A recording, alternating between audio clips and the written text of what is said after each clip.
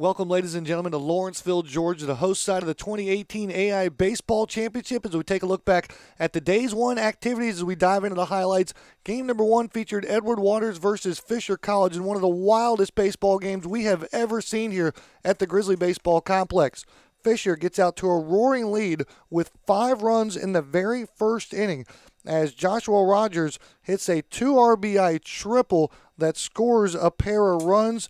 Ivan Rivera would get an RBI single in the inning, and the Falcons would be out to a commanding lead. They would add 2 runs in the second inning as well, off a big shot there by Jonathan Rosado, scoring 2 runs and a double to the left center field wall.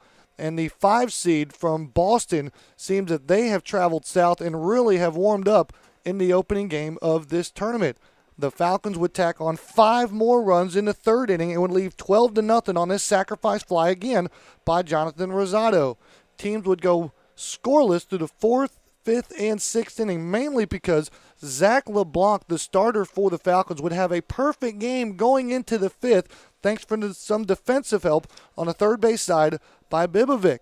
And all things led to the Falcons leading the charge in the opening game out to a 12-0 lead. They would take that into the 7th inning. They get a great double play ball up the middle too as well, and all it seemed was over for Fisher to advance.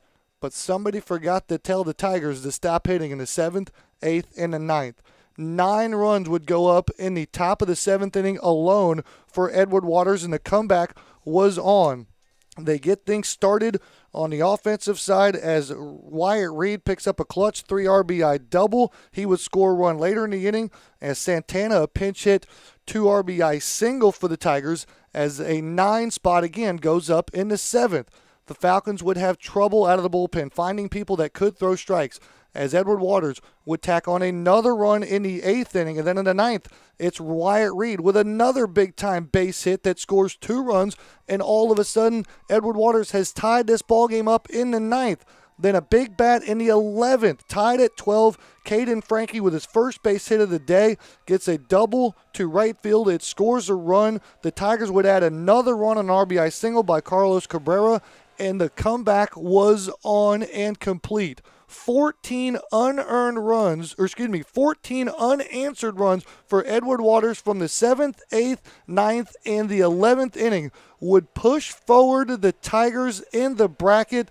A phenomenal performance out of the bullpen by Hunter Morris. He's tossed 7 scoreless innings on the back half of this contest, and the Tigers would move forward. In game number 2, it was more offense, and this time it was Talladega that brought the bat to the ballpark.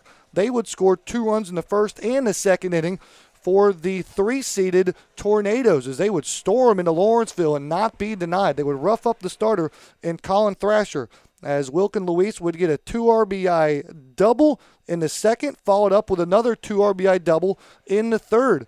As again, the Tornadoes would be out to a 4-1 lead. They would really extend their leads in the 4th and 6th inning as combining for hits would be Castellano, Colabero, and Ryan Ramirez, the catcher.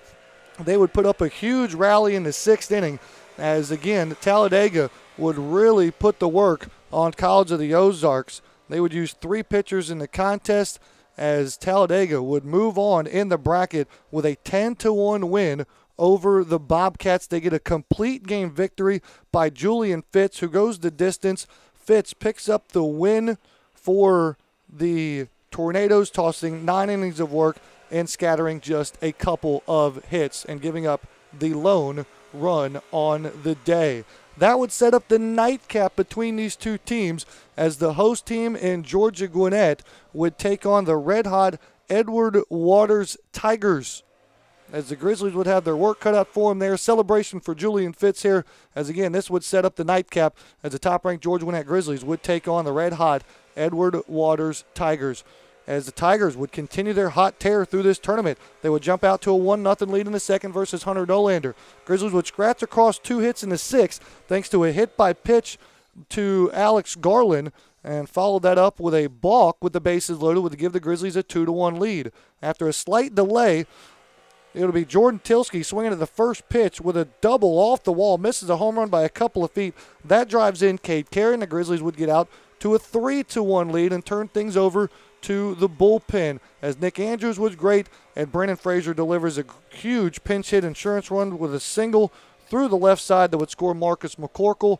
The Grizzlies would go up 4-0. They would add another insurance run as Chris Jones delivers a single down the right field line, as GGC would get 6 up and 6 down at a Nick Andrews on the back end of the bullpen, and the Grizzlies would advance to that all-important winners bracket game at 3 o'clock tomorrow. The final score 5-1 in Georgia Gwinnett's favor, as GGC will be in that winners bracket versus Talladega at 3 o'clock. The first matchup tomorrow will be an elimination game between Fisher and College of the Ozarks. Meanwhile, Edward Waters waits an elimination game at 7 p.m.